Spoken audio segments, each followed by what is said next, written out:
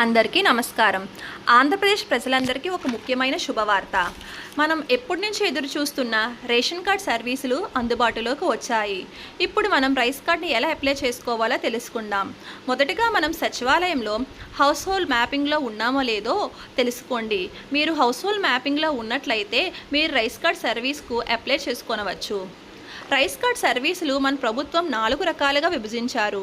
మొదటిది కొత్త rice card దరఖాస్తు చేసుకొనుటకు, రెండవది రైస్ కార్డ్ నందు మెంబర్స్ యాడ్ చేయుటకు, మూడవది రైస్ కార్డులో మెంబర్ డిలీట్ చేయుటకు, నాలుగవది రైస్ కార్డులో రాంగ్ ఆథర్ సీడింగ్ సర్వీస్.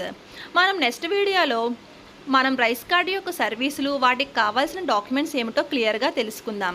మన ఆంధ్రప్రదేశ్ ప్రభుత్వం చేపట్టే ప్రతి ఒక్క స్కీమ్ అండ్ సర్వీస్ యొక్క సమాచారాన్ని మీకు చేరవేయాలనే నా చిన్ని ప్రయత్నం. ఈ ఇన్ఫర్మేషన్ మీకు ఉపయోగపడి ఉంటే దయచేసి నా ఛానల్ని షేర్ చేసుకొని సబ్స్క్రైబ్ చేసుకుంటారని కోరుకుంటున్నాను.